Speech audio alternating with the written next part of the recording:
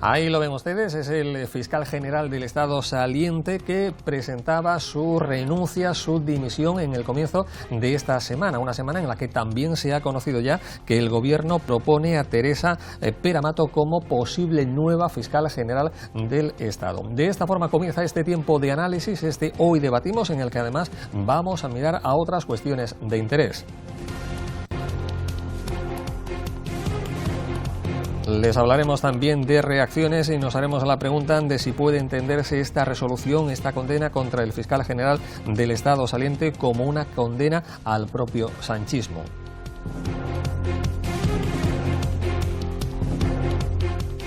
Miraremos a cuestiones más locales, y es que la oposición municipal en el Ayuntamiento de Huelva ha bloqueado el Plan General de Ordenación Municipal, una noticia para la polémica.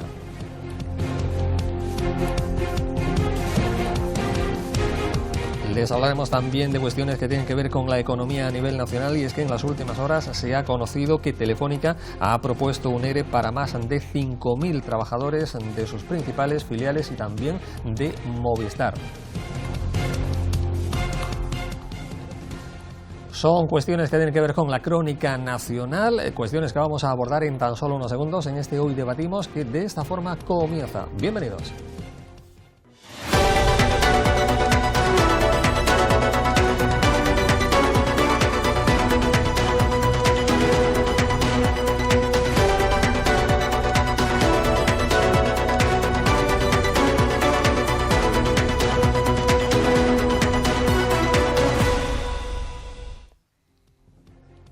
De esta forma comienza este tiempo de actualidad, como siempre decimos, plantel de lujo para analizar estas cuestiones y otras que puedan surgir a lo largo de nuestro programa. José Antonio González, muy buenas, bienvenido. ¿Qué tal? Buenas noches, ¿qué hay? ¿Qué tal? Bueno, pues el nombre de Álvaro García Ortiz, el fiscal general del Estado saliente, ha sido el protagonista en el comienzo de esta semana. ¿Debió dimitir antes, José Antonio? No veo ninguna razón para que dimitiera.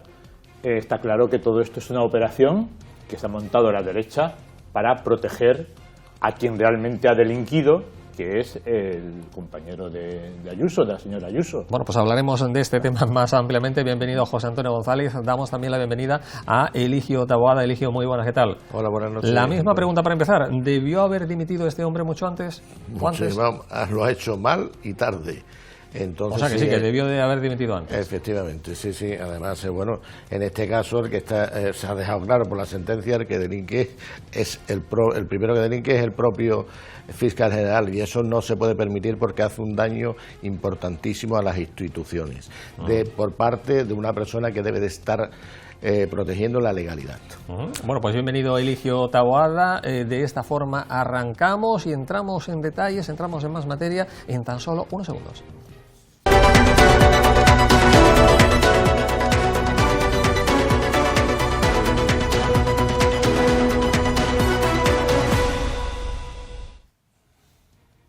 Y saludamos en el comienzo de nuestro programa de este Hoy Debatimos a la presidente provincial de Vox y viceportavoz de la formación en el Ayuntamiento de la capital. Ahí la ven ustedes, María López. María, muy buenas, ¿qué tal?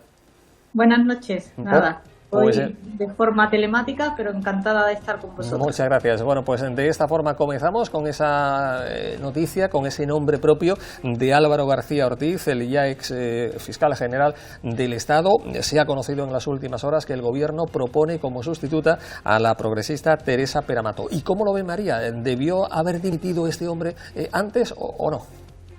Por supuesto, yo creo que hay que preservar las instituciones. Lo que no podemos tener es un fiscal del Estado, general del Estado, imputado. Ahora ha sido condenado, podía haber sido absuelto, pero todos los indicios apuntaban a que iba a ser condenado. Pero aunque no hubiera sido condenado, yo creo que las instituciones tienen que estar por encima de las personas.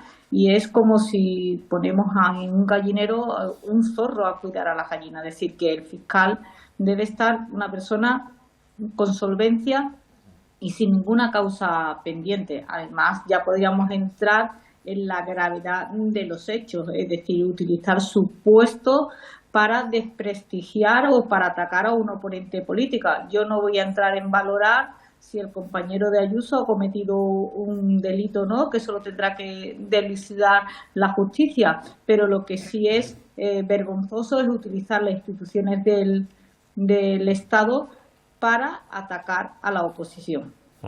Quien no lo ve así, José Antonio González, que dice que es una operación de la derecha, ¿no?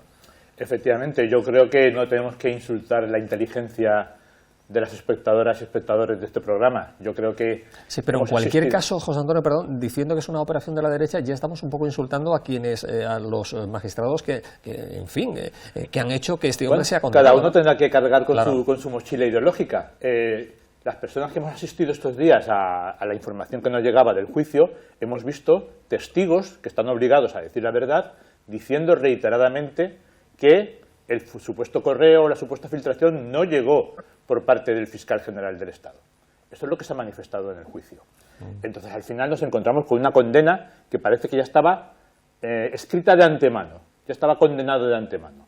¿Por qué? Porque, evidentemente, todo esto surge a raíz de la corrupción absolutamente inverosímil que se produce en la presidencia de la Comunidad de Madrid. La señora Ayuso y su pareja, que ha recibido cientos de miles de euros de comisiones de la empresa Quirón, que es a la que venden la señora Ayuso la sanidad pública madrileña.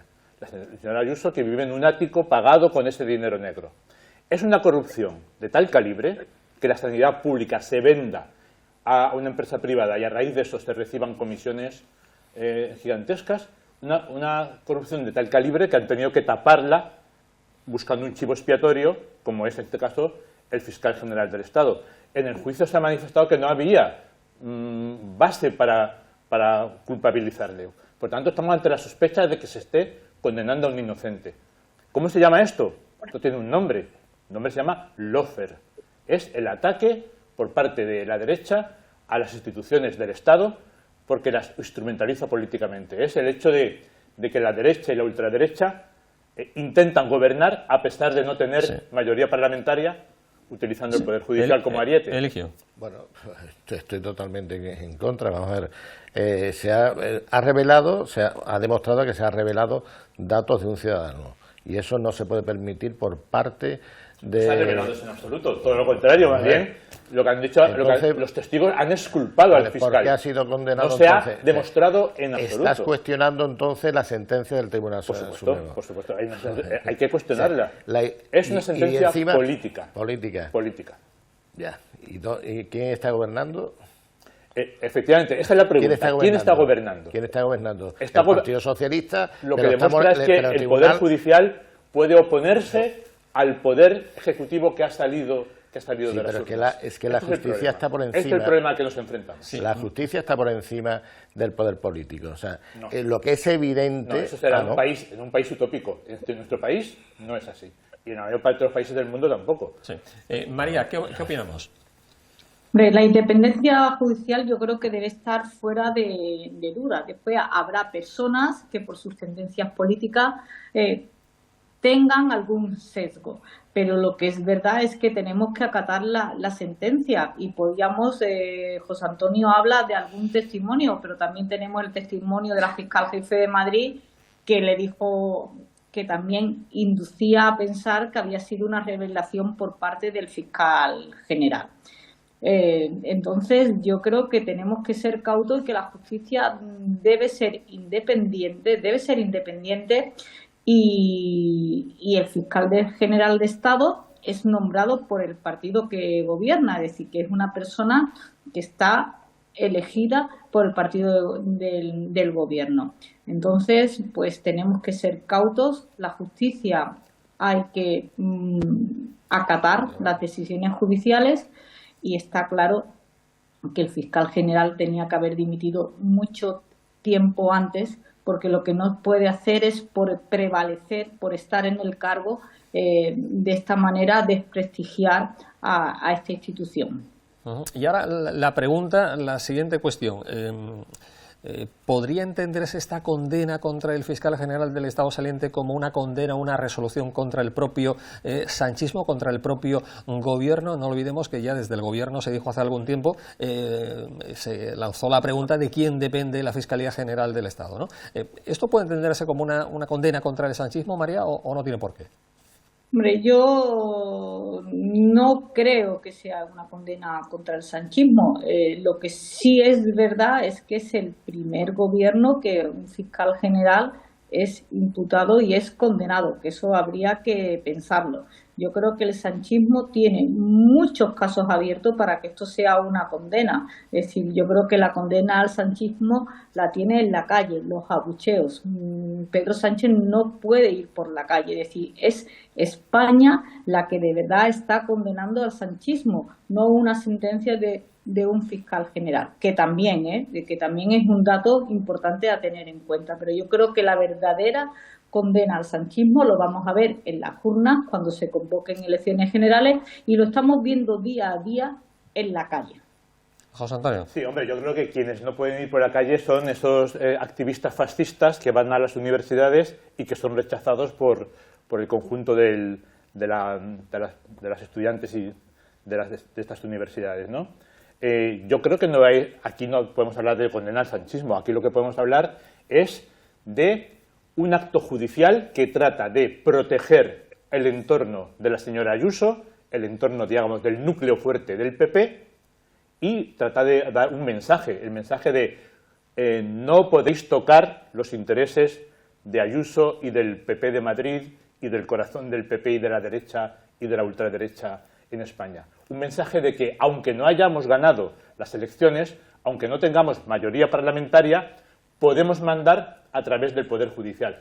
Hay que reconocer que esta situación, que en cierto modo parece como una usurpación, digamos, de la democracia, ha sido posibilitada en parte por el propio gobierno, bueno, en parte no, en gran parte por el propio gobierno, cuando pactó con el PP la renovación del Consejo General del Poder Judicial, sí, cuando podía haber aprovechado que el PP la tenía secuestrada para haber cambiado la ley y hacer que el Consejo General del Poder Judicial se nombre con la mayoría parlamentaria. La mayoría parlamentaria que tenemos, que evidentemente es democrática y es plurinacional. Sin embargo, hicieron ese pacto y ahora está sufriendo las consecuencias. Hay una auténtica ocupación por parte de la derecha extrema de la institución judicial, como lo estamos viendo. Sí. Recordar las famosas palabras del senador Cosidó cuando decía dominamos por la puerta de atrás la Sala Segunda del Tribunal Supremo, que es justamente la que ha condenado a... Sí, bueno, María quería decir algo. Sí, María, adelante. Hombre, yo creo que aquí lo hemos dicho, es decir, que si de verdad queremos que los jueces sean independientes, deben ser ellos, los mismos jueces, los mismos fiscales, los que elijan sus órganos representativos. El que dependa estos tribunales y estas instituciones de un parlamento, ya le estamos metiendo un cerco político. Pero vamos a ver, entonces es un poder habría que del Estado. cambiar la elección para que fueran los mismos jueces y los mismos fiscales los que se eligieran entre ellos, no que lo eligiera el Parlamento. Así que se conseguiría que la justicia fuera más independiente, porque evidentemente el fiscal general del Estado es elegido por el presidente del Gobierno y está a las órdenes del presidente del Gobierno. Bueno, eso es lo que ella dice. Que el presidente del Gobierno elija al fiscal general del Estado es una competencia constitucional, no es una competencia que se haya arrogado ahora de repente Pedro Sánchez. Está en la no, sí, digo que debían ser independientes. Bueno, es decir, pero estamos de acuerdo en que es un poder fundamental del Estado y que vivimos en un Estado democrático. ¿Por qué un poder fundamental del Estado tiene que estar desligado, tiene que estar fuera de la voluntad de la soberanía popular? Todos los poderes en un Estado democrático tendrían que estar sometidos a la voluntad popular. ¿Por qué el Poder Judicial no va a ser también reflejo de lo que la gente considere, piense y quiera? Sí. Yo creo que también el Poder Judicial tendría que ser elegido en las urnas.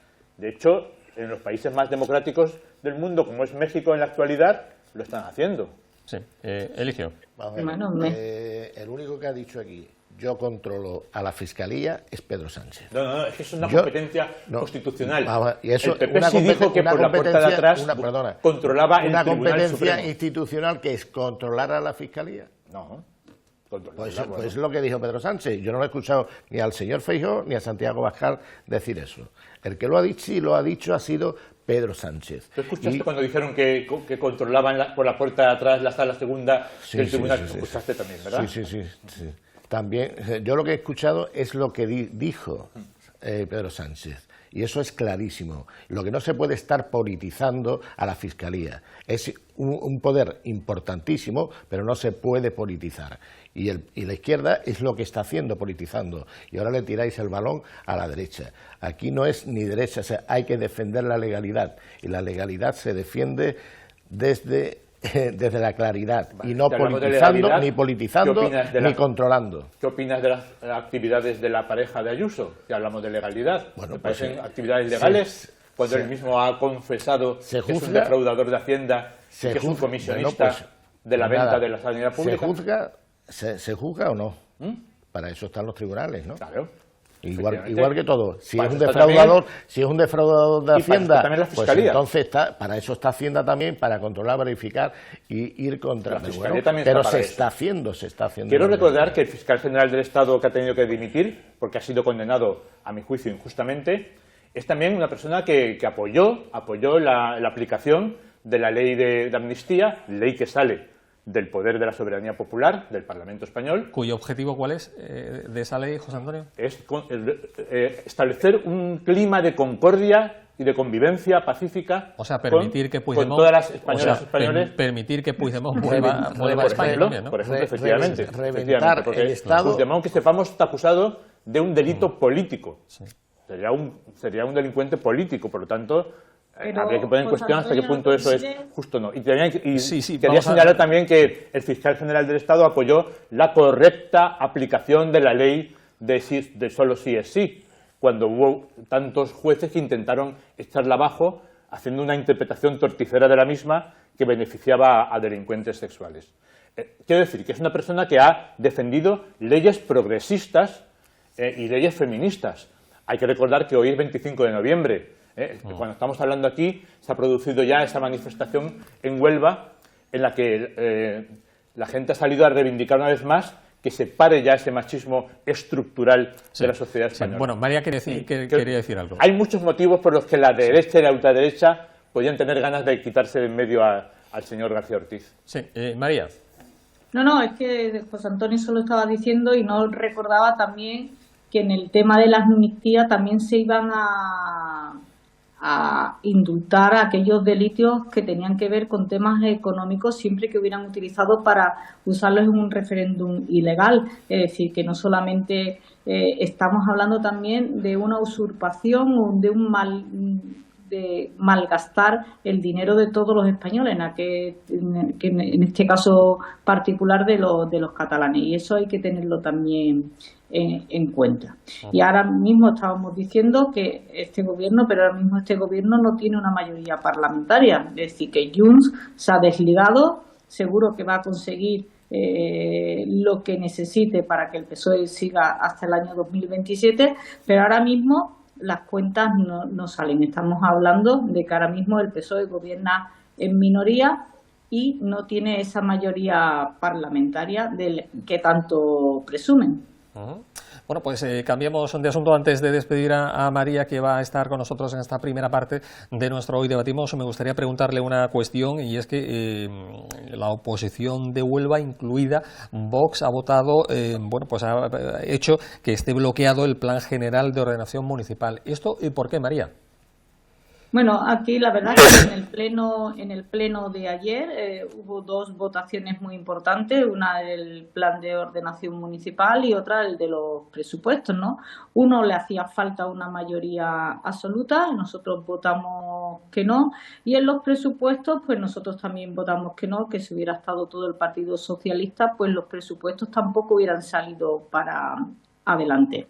Nosotros la verdad es que hemos tenido paciencia, hemos confiado o le dimos un voto de confianza a Pilar Miranda, pero en estos presupuestos pues la verdad es que las promesas incumplidas o las cosas que no se han realizado pues nos llevó a tomar la decisión de votar que no. Nosotros presentamos una batería de enmiendas, las que nos aprobaron un 50%, pero es verdad que hubo otro 50% de enmiendas que no nos aprobaron a los presupuestos. Por eso nuestro voto fue negativo. Yo creo que si Vox gobernara esta ciudad, pues los presupuestos serían muy distintos. Yo creo que hay que partir de unos presupuestos en base cero, porque lo que hacen todos los políticos, todas las corporaciones, que cogen el presupuesto del año anterior y con leves modificaciones se van aprobando año tras año, y realmente hay que estudiar cuáles son las verdaderas necesidades de Huelva. Y respecto al avance del plan de ordenación municipal, bueno, pues yo a lo mejor me lo llevo a un terreno para que lo entiendan todos los que nos están escuchando. Yo cuando me compro una casa, no me compro una casa buscando a ver si va a ir contra el cambio climático, está en contra de la violencia de género. Entonces yo creo que meter el cambio climático, la violencia de género en todos los documentos, yo creo que es un error, porque lo que hay que buscar es una ciudad para los onubenses, donde haya más espacio para vivienda, donde se liberalice suelo, para que haya una construcción de vivienda protegida y social, para que se cuide, para que tengamos zonas verdes, pero sin meter ideología y meternos el cambio climático, los ODS hasta en la sopa. Es decir, es que impresionante, hasta la violencia de género en el desarrollo o en la planificación de una ciudad. Entonces nuestro voto fue negativo y fue argumentado, a diferencia de la izquierda, que no le parecía mal, pero se abstiene. Es decir, pues ya está, pues no ha salido, pero de todas maneras ya hoy han aparecido en prensa algunas informaciones que como Huelva se adhirió se cambió de régimen y hasta regida por los reglamentos de municipios de gran población, pues seguramente podrán aprobarlo en la Junta de Gobierno, porque esto solamente era un avance del plan, no era la aprobación del plan de ordenación urbana. Así que esperemos acontecimientos. Sí. Bueno, pues mientras escuchábamos a María, José Antonio hacía gestos como de no estar muy de acuerdo con lo que estaba diciendo la portavoz de Vox, ¿no? Claro. Hablamos de un plan general. Como es un plan general para el desarrollo de Huelva, tiene aspectos que pueden ser positivos, negativos, cuestionables. El grupo con Andalucía, en el cual está integrado Podemos, se abstuvo porque hay muchos elementos que son discutibles y que probablemente necesiten ser reformulados. Pero lo que para mí es absolutamente inadmisible es que el negacionismo de la ultraderecha, el negacionismo climático y el negacionismo de la violencia de género, hoy, un día como hoy, 25 de noviembre, Día Internacional por la Eliminación de la Violencia contra las Mujeres, salga María diciendo que por esos motivos ellos se oponen al desarrollo justamente de una gran ciudad como ha sido declarada oficialmente Huelva. Estamos paralizando el desarrollo de una gran ciudad, desarrollo que por supuesto habrá que discutir cómo tiene que ser, pero que lo paralicemos por el negacionismo climático a la vista de los acontecimientos que se producen y por el negacionismo de la violencia de género, a mí me parece absolutamente escandaloso. Creo que la ultraderecha es un freno absoluto al desarrollo democrático de nuestra ciudad. No sé cómo lo ve Eligio. De la misma forma, yo lo veo del lado contrario. Vamos a ver, ¿qué necesidad hay de meter la violencia de género en temas de vivienda o del plan general de ordenación municipal? Porque es que es totalmente tenemos que luchar contra eso desde todos los ángulos. ¿Hay algún tipo de vinculación? No. Vamos a ser claros, no la hay. Vamos a ver, lo que sí que me ha quedado claro es que hay una incapacidad para llegar a un consenso. Vamos a ver, lo normal es que cuando se llegue esto a pleno ya haya un consenso entre los partidos políticos y sobre todo entre el Partido Popular y Vox, e incluso hasta el Partido Socialista, porque tenemos que mirar por el bien de la ciudad. Y eso a mí es que me llama altamente la atención que no se haya podido llegar a eso. Y además, como bien decías, María, yo no sé si esto es una herramienta política también para intentar captar más votos. La ley andaluza contempla el avance de un borrador para su aprobación en la Junta de Gobierno. O sea, ¿de qué estamos hablando? Bueno, pues María, muchas gracias por haber estado con nosotros en esta primera parte de Hoy Debatimos. Muchas gracias. Venga, pues nada, hasta la próxima. Un placer. Venga, buenas noches. Hasta la luego. próxima. Bueno, pues hacemos un breve alto en el camino para la publicidad, como siempre decimos. No se vayan ustedes porque en cuestión de segundos continuamos abordando otras cuestiones igualmente interesantes.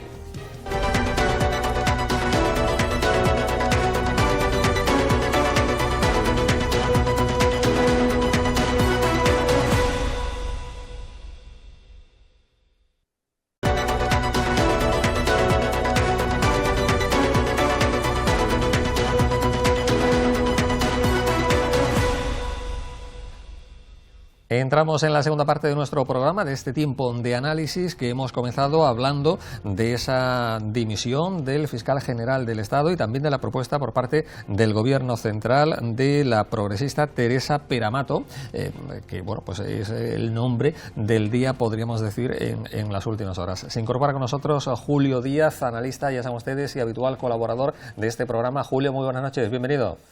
Muy buenas noches a todos. ¿Qué tal? Bueno, pues se ha conocido, ya digo, el nombre de la progresista Teresa Peramato como posible nueva fiscal general del Estado. ¿Qué opinión le merece, Julio? Bueno, vamos a ver en el trámite preceptivo si se cumplen todos los requisitos que la ley prevé para estos casos. Ciertamente la fiscal, que es una jurista de reconocido prestigio, aunque es verdad que tiene su adscripción ideológica y tenemos el gobierno que tenemos, y además yo creo que el principal obstáculo al que se enfrenta o el principal reto es hacer valer su función con lo que la ley dice que tiene que ser su función en este contexto tan complicado. Y más y menos con las semanas que nos vienen, que son cada vez más complicadas para el gobierno. De hecho, en estas últimas horas se ha sabido que el gobierno teme muy mucho lo que pueda pasar de aquí al jueves, con las filtraciones, con las presiones, que tanto Koldo como Cerdán, que temen cuando vayan el jueves a acabar en la cárcel, seguramente llevarán una bolsa con ropa cómoda, pues es que le piden 24 y 30 años, y uno de los que lo pide no es ni más ni menos que la Fiscalía Anticorrupción. Y el juez suele hacerle mucho caso a la Fiscalía Anticorrupción. Entonces vamos a ver si tiran de la manta o no, y en el Moncloa están que se tiran de los pelos en estos momentos. Bueno, pues hemos planteado también la pregunta de si el hasta ahora fiscal general del Estado debió dimitir antes. Sí, debió dimitir antes, pero hay que recordar quién eligió a fiscal general del Estado, ¿no? Que fue la ministra Dolores Delgado, ¿no? Que también, pues, no pudo ser elegida como fiscal de sala, precisamente porque el Consejo General del Poder Judicial, pues, no la creyó idónea. Y, bueno, el fiscal venía muy avalado y muy señalado por ser muy socialista, y ha sido el fiscal general de Pedro Sánchez y no el fiscal general del Estado. Entonces, por supuesto que tiene que haber dimitido al principio y no tensionar la carrera fiscal y a un colectivo que tiene un papel esencial en nuestra Constitución y en nuestro Estado de Derecho en defensa de la legalidad y que sin duda ha manchado y va a ser muy difícil recuperar la credibilidad del Ministerio Fiscal, pero con toda probabilidad el Estado de Derecho en España, que es fuerte, lo va a ir consiguiendo progresivamente en los próximos años. ¿Y esta condena contra el fiscal general del Estado puede entenderse también como una condena contra el sanchismo o no, Julio? Sin duda, el sanchismo, ya no sanchismo, sino yo creo que hay que poner el nombre, porque esto es el caso Sánchez, y Sánchez sin duda era el jefe de la banda. Algunos lo dijimos en la tribuna del Congreso a través de Albert Rivera en julio de 2019, ¿no? Esto es una banda que empezó con nula moralidad para asaltar el poder dentro del Partido Socialista con aquellas primarias amañadas, ya sabemos hoy que fueron amañadas, y aunque callen los otros candidatos por lo que ellos crean que deben callar, pero es evidente que fue así, y esa moralidad que también trajo viviendo de una casa y veraneando en Andalucía en una segunda residencia, ¿verdad?, que tampoco tienen todos los españoles con los problemas de vivienda que hay, pagada por su suegro sabiñano con dinero de los prostíbulos, donde cada vez más se sabe que hubo prostitución infantil y hubo drogadicción y hasta disparos, pues viniendo a esta moralidad, y vamos a ver qué sale del Banco de Rosas, donde se financió la primaria de Pedro Sánchez, a ver qué sale de ahí, y con todo ese bagaje y con lo que había en ese Peugeot y lo que ya está sentenciado, las penas de cárcel que se le pide, el único que queda es el jefe de la banda, que es el señor Sánchez.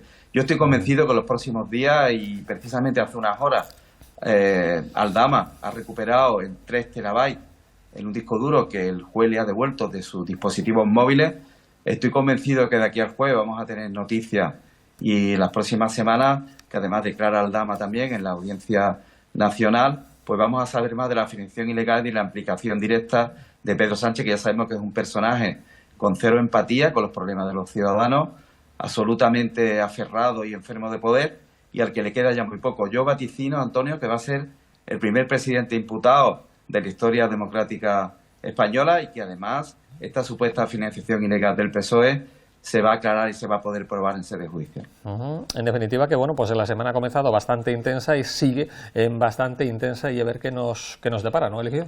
Sí, efectivamente, vamos a ver en qué lo que nos depara, porque aquí vamos con la sentencia contra el fiscal general, lo que hay, vamos a ver, bueno, y lo que tenemos con el caso Koldo y tal, lo que hay una destrucción total de la figura de lo que es del sanchismo en sí. O sea, está cayendo desde el principio hasta ahora. Poco a poco se está viendo la politización que hay en todas las estructuras del Estado. José Antonio. Hombre, yo creo que la corrupción evidente que hay en el PSOE, con dos secretarios de organización uno detrás de otro implicados en asuntos de corrupción, tiene que ser juzgada, tiene que ser depurada, y el PSOE tiene que restablecer hasta el último euro que hayan sacado de la caja común.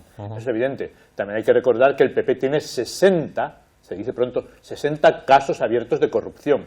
Y el más escandaloso es justamente el que da origen a la condena, a la inhabilitación del fiscal general del Estado, que es el caso Ayuso, el caso Comunidad de Madrid, venta de la sanidad pública a cambio de comisiones de cientos de miles de euros.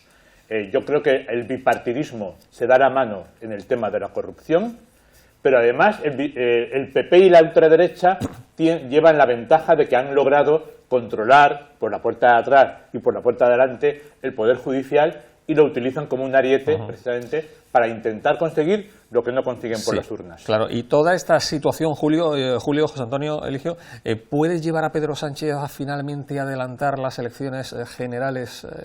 Ya no da tiempo para lo que queda de año, pero de cara al próximo 2026, ¿cómo? Hombre, Pedro Sánchez ahora se ha mostrado como el rey de la resiliencia, ¿no? Es una persona que es capaz de resistir crisis y embates de diverso tipo. No sé, y de cambiar de opinión, o sea, él se niega de momento a adelantar pero las elecciones. Pero más allá de que se adelanten o no, esta crisis lo que nos pone de bruces es ante el problema grave que tenemos de falta de democracia en el Estado. Sí, sí. Julio. Sí, a mí me gustaría decir que Pedro Sánchez en el 43 Congreso de la UGT ensalzó la figura de Largo Caballero. Largo Caballero, recordarán que primero colaboró con el régimen y la dictadura de Primo de Rivera, y después estuvo en el golpe de Estado del 34 y del 36. Incluso ya en aquellos años se rodeaba el Congreso, y Largo Caballero fue juzgado por eso. Bueno, pues este hombre reivindicó en más de un acto, Pedro Sánchez, quiero decir, la figura de Largo Caballero. Decía que representaba lo que ellos querían hacer, ¿no? Y Largo Caballero era llamado el Stalin español. Esto hay que recordarlo. Es verdad que eran otros momentos históricos, pero es verdad que en el siglo XXI reivindicar a Largo Caballero, que además era partidario del uso de la violencia para conseguir objetivos políticos, pues lo estamos viendo en las calles. Estamos viendo cómo la calle Borroca ha reverdecido, que nunca había desaparecido. Estamos viendo cómo se señala y se pega a periodistas. Estamos viendo cómo se pega a la policía, a la Guardia Civil, además con una metodología de calle Borroca clara, como dice la propia Chancha, por ejemplo. Y además estamos viendo cómo se señala a los jueces y se habla abiertamente del golpismo judicial. Entonces, el uso de la violencia por parte de la izquierda para conseguir objetivos políticos de la izquierda, de la extrema izquierda, porque hay que decir claramente que el Partido Socialista hoy no existe. Si ha sido fagocitado por el sanchismo populista, que se ha ido cada vez más hacia la extrema izquierda, buscando a los socios del Frankenstein para sobrevivir, tanto de extrema izquierda como de extrema derecha, porque a mí que me digan ahora que Junts per Catalunya forma parte de un eje progresista, ¿no? Forma parte de ese Frankenstein al que se refirió Rubalcaba, y además han hecho algo muy grave, y es que estimulando la polarización y estimulando el auge de la extrema derecha, porque se retroalimentan, hemos visto que la polarización y ese enfrentamiento y esa división al Partido Socialista lo hace crecer en las urnas, en cuanto que activa a sus votantes y a sus militantes, aprietan las filas, pues ha hecho que Alianza Catalana incluso esté por encima ya en intención de voto que Junts per Catalunya, lo cual sí es verdad que está preocupando a Junts per Catalunya. Vamos a ver hasta qué punto y a ver hasta cuándo también el PNV, al cual Bildu ya en intención de voto directo también lo supera, ¿verdad? Vamos a ver los pactos en los caseríos, que estoy convencido que en las próximas horas también se va a aprobar, porque Koldo está ya tirando un poquito de la manta, a ver si lo protege Moncloa o no. Quiero decir con todo esto que esto es aberrante, que los españoles no nos lo merecemos y queremos votar. Pero es verdad que a Pedro Sánchez hay que echarlo del poder, de una forma o de otra. Vamos a ver qué pasa los próximos días, pero yo creo que el turrón en Moncloa no se lo come. Sí, bueno, hay informaciones que se han publicado en los últimos días que también apuntan a cierta preocupación por parte de grandes empresarios de nuestro país en el caso de que caiga Pedro Sánchez, y habida cuenta de la falta de sintonía entre Feijóo y Abascal. Y claro, en esta situación hay algunos empresarios que casi prefieren que siga Pedro Sánchez antes que entre la derecha y la ultraderecha, ¿no? Sí, la verdad es que hasta ahora Pedro Sánchez no ha molestado en absoluto al poder económico español. Hay reformas innecesarias en nuestro país, como puede ser la nacionalización de sectores estratégicos de la economía, como puede ser el que realmente tengamos un supermercado público que pueda hacer la competencia a estas grandes cadenas que están expoliando a la gente, o como por ejemplo el terrible tema de la vivienda, que se está llevando las rentas de la mayoría de la población española para fondos de inversión, y que realmente exigirían que tuviéramos un gobierno de izquierda, no este gobierno que tenemos, que es totalmente conciliador con el poder. De todas maneras, lo que también quería decirle al señor Julio Díaz es que yo no sé en qué país vive. Nos ha pintado España, un país en el que está en marcha una revolución bolchevique. Bueno, eso será en tus sueños, en tus pesadillas. Bueno, lo que sí observamos es partidos que se llaman de Estado, como el Partido Popular, que jamás ha condenado el régimen franquista, que ese sí que estableció a través de un golpe de Estado una dictadura sangrienta de 40 años que costó cientos de miles de personas que están todavía en las fosas comunes de todo el país. Un régimen fascista que se mantuvo sobre la base de aniquilar a todo aquel que estuviese en desacuerdo con el fascismo. Y realmente eso es el problema que tenemos aquí, que actualmente, después de 50 años de la muerte del dictador, todavía hay partidos políticos que se niegan a... Julio quería decir algo. Sí, Julio. Sí, no, muy brevemente, José Antonio, que no puedo estar de acuerdo con esa afirmación porque el Partido Popular sí ha condenado el fascismo, que no ha condenado ni ha participado en el esclarecimiento de 376 asesinatos que todavía quedan por esclarecer de la banda terrorista ETA, ha sido Bildu. Y lo tenemos en Moncloa, lo tenemos de la mano del presidente del gobierno, y vamos a ver en ese pacto encapuchado qué más había, ¿no? Pero lo que sí está claro es etarra, Julio, el presidente del gobierno es etarra, ¿no? Tenemos una ministra vicepresidenta del gobierno. Sí, un momentín, José Antonio, un momentín, que termine Julio. Sí, Julio. No, decir simplemente que tenemos una ministra Díaz, que es claro y notorio que hace algunas horas pues alentó a los ciudadanos a salir a la calle contra los jueces. Entonces tenemos antisistemas en el gobierno, y esto no es algo que me estoy inventando, esto es algo que ellos mismos dicen, ¿no? Por lo tanto, lo estamos viendo en los medios de comunicación, que desde el gobierno incluso se está tratando de deconstruir, romper el estado del bienestar, romper todas nuestras normas, la Constitución, y por supuesto romper con la transición, que es lo que realmente les une. Romper con eso, no les une el miedo a Vox, ni muchísimo menos.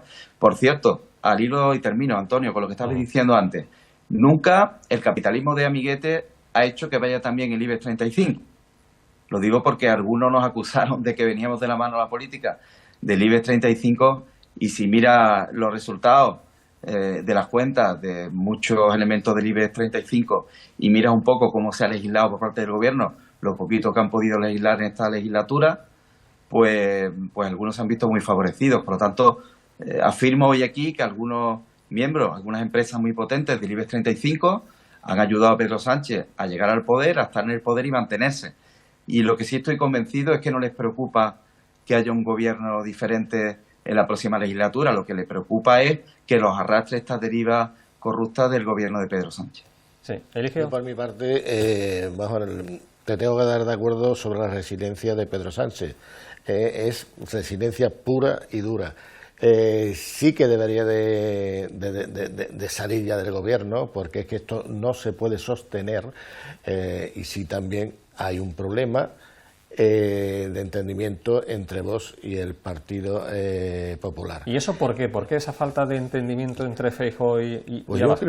yo creo, vamos a ver, el por qué, eso quisiera yo saber, el por qué, pues que deben de unirse por España, o sea, es que los partidos políticos deben ya de definirse seriamente por quién, y los principales, España. Debe de ser lo principal, y sus ciudadanos. No entiendo por qué se tiran en el trasto uno y otro, se tiran piedras. Y deben de estar, yo de hace ya años que voy promoviendo la unidad entre ambos partidos por el bien común de todos, porque lo que no se puede mantener es la política que tenemos actualmente. ¿Por qué? Pues ¿En España tendría cabida un gobierno de derecha, o centro derecha y ultraderecha? Sí, por supuesto que sí, ya lo he oído, ¿no? O sea, con Aznar, ¿no? O sea, Aznar no, pero contemplaba todo lo que es el abanico de lo que es el centro derecha. O sea, desde el centro pero hasta un gobierno entre PP y Vox sí es podría posible. darse, Sí, sería posible en España. Se podría dar siempre y cuando haya voluntad. Ese es el problema, que de momento no se ve mucha voluntad, y ahí se tiene que aplicar mucho lo que es el Partido Popular, tiene que aplicarse Sí, mucho. pero Sí, Julio. Sí, me gustaría complementar lo que dice Eligio. Yo creo que debemos contemplar dos planos y dos momentos que en política los tiempos son fundamentales. Ahora mismo están en confrontación político-electoral y, lógicamente, lo que tratan los partidos de distinguirse, porque aquí no hay una elección a dos vueltas. Por lo tanto, el Partido Popular hace su política y Vox pues hace la suya, evidente. Lo importante es el resultado electoral, que todo eso conlleve que haya una mayoría suficiente para poder gobernar. ¿Qué es lo que yo creo que va a pasar? Pues yo creo que el Partido Popular sacará una mayoría en torno a lo que sacó Mariano Rajoy, unos 147 o algunos diputados más. Vamos a ver qué pasa. Creo que Vox también va a subir. No sé si van a llegar a los 210 escaños, esto sería lo deseable, porque esto para mí sería clave para hacer una reforma que acaba con todo esto que estamos viviendo. Yo escucho a mucha gente hablar de qué hay que hacer, de cómo se le da la vuelta a esto. Además de hacer la reforma y revertir todo lo que han hecho desde construyendo nuestro pacto constitucional, lo que yo sí haría sería reformar un artículo de la ley electoral introduciendo una barrera electoral del 5% en toda España. De tal manera que se presente solo en Cataluña, vamos a hablar de Junts per Catalunya, vamos a hablar de Esquerra Republicana, del PNV, de Bildu, o vamos a hablar de Alianza Catalana, pues si no saca en todo España el 5% de los votos, pues no va a tener representación en el Congreso de los Diputados. De tal manera que si tiene mucho voto en Cataluña, pueden tener 2, 3 diputados, pero nunca van a condicionar la gobernabilidad de España. Eso aúna la pluralidad con la gobernabilidad y la estabilidad. Y todo este mercadeo que hay ahora por debajo de la mesa y todo este esquilmar y desigualar a los españoles se terminaría. Y esa es una reforma valiente que tiene que acometer el gobierno próximo. Y no mirar cuántos diputados perdería yo aquí o allí si hago tal o cual reforma. Como bien dice Eligio, hay que pensar en España y en la estabilidad de España. Yo estoy convencido, Antonio, y termino con esto, que cuando se acabe de votar, va a haber un entendimiento no lo entenderíamos los españoles de otra forma, un entendimiento entre quienes puedan entenderse. Yo lo he vivido y he negociado y lo hemos hecho en Andalucía para provocar un cambio de gobierno para que España vuelva otra vez a la normalidad y a la tranquilidad democrática, y aquí los periodistas no pasen a ser activistas, como estamos viendo, Antonio, lo estáis sufriendo los periodistas de verdad, como hay activistas que defienden con el argumentario de Moncloa lo indefendible, y cómo hay una crispación y una tensión creciente entre los españoles, que esto está impulsado, instigado desde las estrategias de Moncloa. Y con esta vida insana que estamos viviendo en España y esta inestabilidad hay que terminar, porque aunque las cifras macroeconómicas son buenas porque estamos dopados, estamos inflados, nuestra economía entre fondos europeos y la deuda, estamos así, la economía real de los ciudadanos cuando van al supermercado o van a pagar la factura y no llegan a fin de mes, es la realidad que estamos sufriendo, ¿no? Bueno, yo lo que sí Vamos a ver, tiene que ser, es necesario la reforma de la ley electoral, como bien dice Julio. Lo vengo diciendo desde hace años, pero ahora mismo no hay un partido político que firmemente sí está en los argumentarios, pero hay que reforzarlo ante las nuevas próximas elecciones. Pero hay que empezarlo ya. O sea, ese camino hay que hacerlo porque como no podemos permitir que partidos que desprecian a España esté en el Congreso y en el Senado. Eso no se puede permitir. Como por ejemplo, ¿cuáles? Bildu, por ejemplo, los catalanes, o sea, todos los partidos Esquerra, o sea, eso no se puede ser. Yo es que hay veces que yo no puedo escuchar a estos antiespañoles sentados en una institución que representa a todos los españoles defendiendo simplemente el independentismo y tachando, diciendo barbaridades contra quien le paga. Pues vamos a ir concluyendo ya, estamos en los últimos minutos de nuestro tiempo y lo vamos a hacer con cifras. Hemos apuntado en titulares que Telefónica propone un ERE para más de 5.000 trabajadores de las principales filiales y de Movistar, pero también se ha conocido otra cifra en las últimas horas y es que la Seguridad Social ha destinado más de 27.000 millones de euros para la paga extra y para las pensiones. ¿Esto qué opinión le merece para empezar, José Antonio? Hombre, a ver... Telefónica, por ejemplo, el ERE de Telefónica, ¿qué le parece? Sí, a ver, yo creo que cualquier ERE que haga una empresa tiene que estar como controlado perfectamente por los sindicatos, de tal manera que se respeten los derechos laborales y se respeten lo acordado en las mesas de los convenios laborales. Sobre esa base, yo lo que querría sería que la Telefónica española fuera nacionalizada, fuera un auténtico servicio público. Perfecto, y con los más de 27.000 millones de euros que ha destinado la Seguridad Social a la paga extra de las pensiones y a las pensiones... ¿Pero te refieres a la de Telefónica en concreto? No, al margen, sí, en nuestro país. Pues forma parte del estado del bienestar, sí. ¿no? Algunos dicen que esto es insostenible, que a dónde vamos a llegar... ¿qué se puede sostener perfectamente? Sí. Bastaría con hacer un impuesto, mantener el impuesto a la banca, poner el impuesto a las grandes fortunas, hacer que la gente que gana muchísimo. O sea, que el sistema actual de pensiones a usted le parece o a ti te parece sostenible.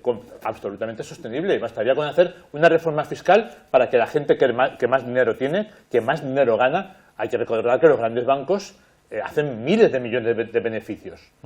Un impuesto a la gran banca en condiciones valdría perfectamente para mantener pues vamos a ver ese sistema de pensiones. Y quería hacer una pequeña alusión a lo que ha dicho Julio Díaz. La reforma que habla es una reforma absolutamente antidemocrática. Está diciendo que el voto de miles de españolas y de españoles no vale nada. No vale nada porque no se ajusta a los criterios que usted dice de españolidad y de... No vale nada, ningún criterio de españolidad. Y de los criterios del bipartidismo. No va por ahí.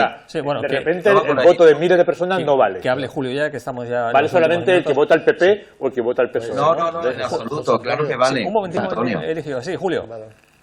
No, decir que claro que valen. Yo no hablo de españolidad ni hablo de nada. Lo que no pueden estar partidos sobre representados. Mira, por ejemplo, Izquierda Unida, que siempre tradicionalmente había sido el tercer partido, pues obtenía un tercio de la representación que podían obtener pues partidos nacionalistas, que ahora son independentistas, que se estaban en Cataluña y el País Vasco. El esfuerzo electoral en votos, eso sí que los votos sirvan menos unos que otros, porque el voto de todos los españoles hoy no valen igual vivamos donde vivamos, esto hay que dejarlo claro, porque hay partidos que están sobre representados. Por supuesto que pueden estar en las Cortes, pero en función a su peso y a los votos que se les pero es que si se presentan solo en Barcelona, en Tarragona y en Gerona, y no están presentando en Huelva ni en Sevilla, pues están sobrerepresentados. 7 diputados y un per Cataluña, si se presentan en toda España con un 5% de barrera electoral, pues igual tienen 1 o 2. Se acabó el tema del separatismo catalán condicionando a la gobernabilidad de España. Claro que tenían representación los votos de ellos, faltaría más, estamos en democracia. Sí, bueno, y a los 2 temas que propone Antonio, decir que, hombre, ¿cómo es que hace un ERE Telefónica si tiene beneficios? Esto la izquierda cómo lo permite, pero es que está gobernando el Partido Socialista con Sumar y solo dicen que lo tienen que supervisar los sindicatos, pero es que Murtra, ¿quién lo puso ahí? Al presidente.